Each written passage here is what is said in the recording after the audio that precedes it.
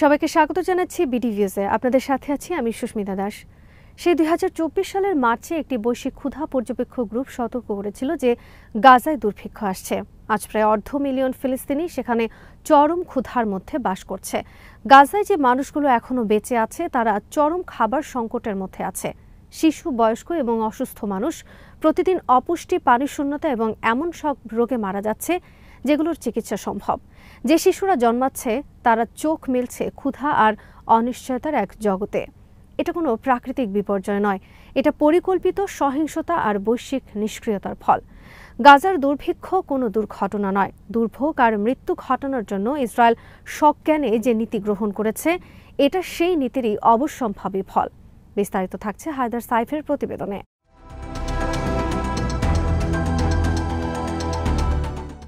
Israel দীর্ঘ সময় ধরে গাজা আর অধিকৃত ফিলিস্তিনের অন্যান্য অঞ্চলে ক্ষুধা আর ত্রাণকে অস্ত্র হিসেবে ব্যবহার করে আসছে।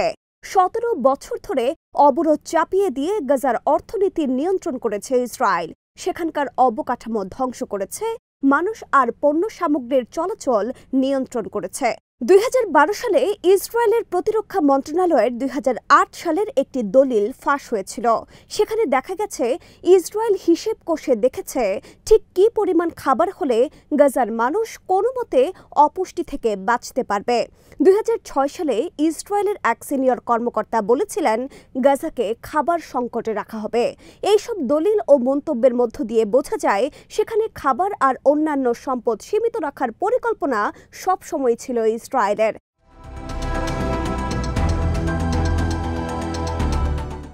বিভিন্ন মানবাধিকার সংস্থা এবং জাতিসংঘের বিশেষজ্ঞরা বলেছেন অবরোধের মাধ্যমে ইসরায়েল গাজাবাসীদের সামষ্টিক শাস্তি দিচ্ছে, কিন্তু তারপরেও ইসরায়েলকে এজন্য কোনো পরিণতির মুখোমুখি হতে হয়নি। তার বদলে দেশটির সরকার অবরোধ আরও কঠিন করেছে। পানি, খাবার, মেডিকেল সরঞ্জাম এবং আবাসন সামগ্রী সবকিছুকেই আটকে দিচ্ছে তারা।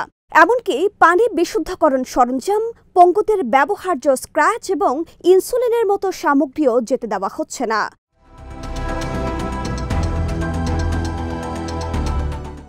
তথাকথিত দ্বৈত ব্যবহার্য নিয়মের আওতায় এসব আটকে দেওয়া হচ্ছে।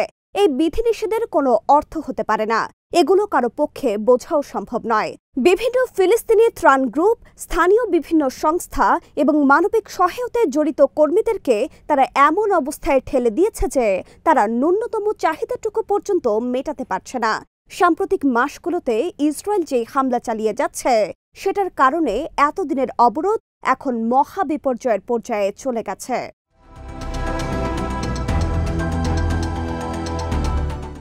২০২৪-এর মাঝামাঝি জাতিসংঘের বিশেষজ্ঞরা বলেছেন গাজার সবখানে দুর্ভিক্ষ ছড়িয়ে পড়েছে।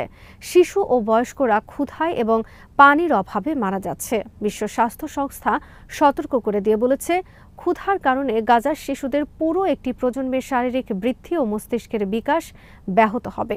এটা এমন একটা সংকট ইসরায়েল সজ্ঞানে যেটার পরিকল্পনা করেছে এবং বিশ্ববাসী সেটাকে ঘটতে দিয়েছে। এই সংকটের মধ্যে ইসরায়েল আবার মানবিক ত্রাণকে অস্ত্র হিসেবে ব্যবহারের চেষ্টা করছে যাতে তাদের লক্ষ্য হাসিল হয়। ২০২৪ সালের বসন্তে যুক্তরাষ্ট্র গাজা উপকূলের কাছে তথাকথিত মানবিক জেটি নির্মাণ করেছিল। বহু ফিলিস্তিনি তখন এর উদ্দেশ্য নিয়ে সন্দিহান ছিল। তাদের আশঙ্কা ছিল এর আড়ালে ইসরায়েলের সামরিক তৎপরতা লুকানোর চেষ্টা হতে পারে। ত্রাণ গ্রুপগুলি বলেছে ইসরায়েল যে গাজার স্থল ক্রসিংগুলো আটকে রেখেছে এই জেটির মাধ্যমে সেখান থেকে মনোযোগ সরানোর চেষ্টা হয়েছে।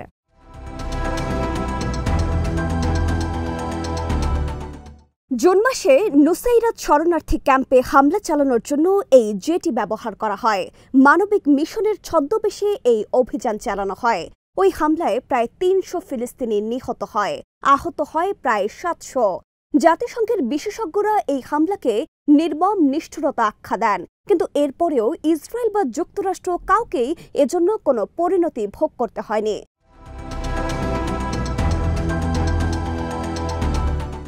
জাতিসংঘের রিলিফ অ্যান্ড ওয়ার্কার্স এজেন্সি বা ইউএনআরডব্লিউ এর মতো প্রতিষ্ঠান ত্রাণ গ্রুপগুলোকেও টার্গেট করেছে ইসরায়েল।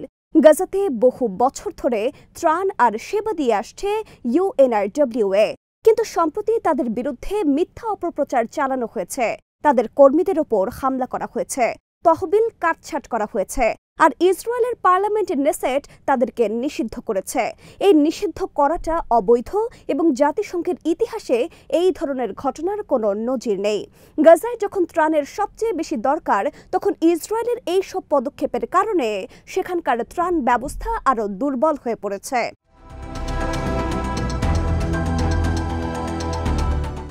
ইসরায়েলের সর্বসাম্প্রতিক পদক্ষেপের নাম হল গাজা হিউম্যানিটারিয়ান ফাউন্ডেশন বা GHF। এদিকে পৃষ্ঠপোষকতা দিচ্ছে তেল আবিব আর ওয়াশিংটন। GHF এর লক্ষ্য হল জাতিসংঘের মতো সংস্থাকে পাশ কাটিয়ে গাজার ত্রাণ ব্যবস্থার নিয়ন্ত্রণ নেওয়া। ত্রাণ বিতরণের নামে যেভাবে মানুষের চোখে ধুলো দেওয়া হচ্ছে সেটা বোঝাতে গিয়ে UNRW এর সাবেক এক মুখপাত্র এটাকে এইড ওয়াশিং আখ্যা দিয়েছেন। এর অর্থ হল তারা যে মানুষকে ক্ষুধার মধ্যে ঠেলে দিয়ে তাদের কথা শুনতে বাধ্য করছে, এই সত্যতা তারা লুকাতে চাচ্ছে।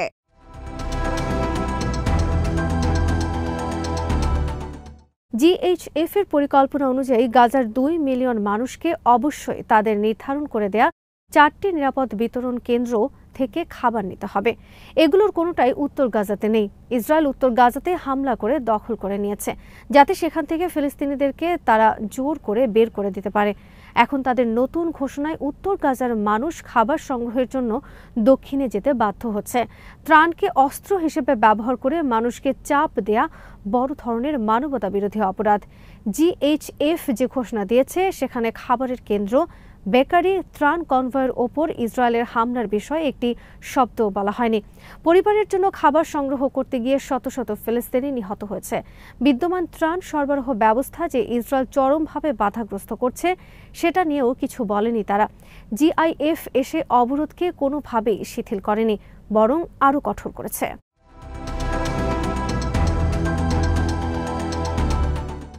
আকাশ থেকে কিছু খাবার ফেলা বা খাবার পার্সেল করার নামে কিছু লোক দেখানো কাজ করে সত্য ঢাকা দেওয়া হচ্ছে। এদিকে সহিংসতা আর জাতিগত নির্মূল অভিযান যথারীতি অব্যাহত আছে। যারা এই বর্বর দুর্ভোগের কারণ তারাই এখন ক্ষুধার্ত মানুষের ত্রাণকর্তা সাজার নিষ্ঠুর ভান করছে।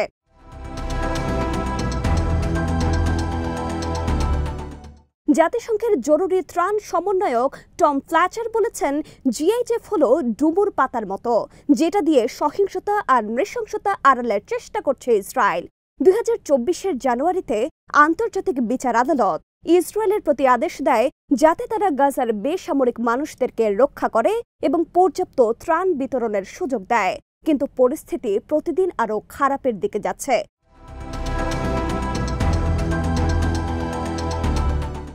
চলতি বছরের জানুয়ারিতে 35টি ত্রাণ গ্রুপ গাজায় জরিপ চালিয়েছে। জরিপে অংশ নেওয়া সবাই বলেছে ইসরায়েলের কৌশল অকার্যকর, অপর্যাপ্ত এবং তারা পরিকল্পিতভাবে ত্রাণ সরবরাহে বাধা দিচ্ছে। ইসরায়েলকে ঠেকাতে সারা বিশ্বের যে ব্যর্থতা ও নিষ্ক্রিয়তা সেটা এই সংকটকে আরও প্রকট করে তুলেছে। এটা আর কেবল মানবিক ইস্যু নেই, এটা ঘৃণা, উদাসীনতা এবং দায়বদ্ধহীনতার একটা বিশাল রাজনৈতিক সংকট হয়ে দাঁড়িয়েছে।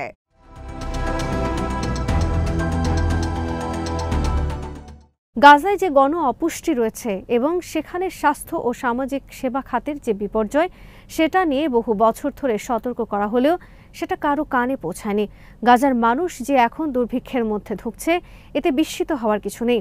এই জনগোষ্ঠীর মানুষদেরকে নিয়ন্ত্রণ ও তাদেরকে উৎখাতের জন্য বহু বছর ধরে ইসরায়েল যেটা করেছে তারই ফল এখন দেখা যাচ্ছে। সারা বিশ্বের যে নিষ্ক্রিয়তা কোনো জটিল রাজনৈতিক পরিস্থিতির কারণে সেটা ঘটছে না, এটা আসলে জবাবদিহিতার অভাব, বিশ্ব নেতৃত্বের সদিচ্ছার অভাব। GHF এবং ইসরায়েলের ত্রাণ পরিকল্পনার যারা সমালোচক তাদেরকেও বৃহত্তর ছবিটা দেখতে হবে। ত্রাণকে অস্ত্র হিসেবে ব্যবহারের দীর্ঘ ইতিহাস রয়েছে ইসরায়েলের। বহু দশক ধরে তারা ফিলিস্তিনিদেরকে ত্রাণের উপর নির্ভরশীল করে রেখেছে। এরপর সেই ত্রাণ ব্যবস্থাকে নিয়ন্ত্রণ করে নিজেদের স্বার্থ হাসিল করেছে। অবৈধ বসতির মাধ্যমে ঔপনিবেশিক রাষ্ট্র গঠনের যে বৃহত্তর পরিকল্পনা তারই অংশ এটা।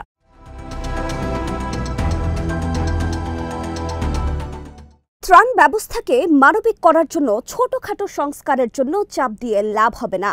আমাদেরকে অবশ্যই আসল ও বৃহত্তর চিত্র তুলে ধরতে হবে, যেখানে মানবিক ত্রাণের মতো ব্যবস্থাকে অস্ত্র হিসেবে ব্যবহার করে ইসরায়েল ফিলিস্তিনিদের ধ্বংস করছে।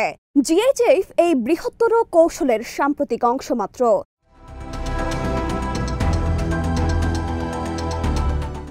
গাজাতে যেই দুর্ভিক্ষ চলছে সেটা কোনো দুর্ঘটনা নয়, এটা ইসরায়েলের নীতির পরিকল্পিত অংশ। বহু বছর ধরে বিশ্ববাসী তাদের এইসব কর্মকাণ্ড দেখে আসছে, কিন্তু তাদেরকে থামানোর জন্য প্রায় কিছুই করেনি।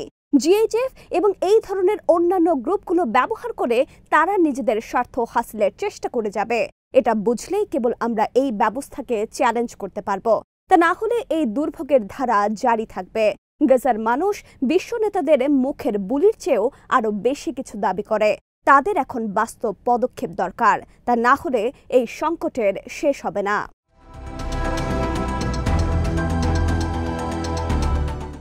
আজ এখানেই শেষ করছি। সবাই ভালো থাকুন, সুস্থ থাকুন আর দেখতে থাকুন বিডি ভিউজ। চ্যানেলটি ভালো লাগলে সাবস্ক্রাইব করুন, সংযুক্ত থাকুন আমাদের ফেসবুক পেজে।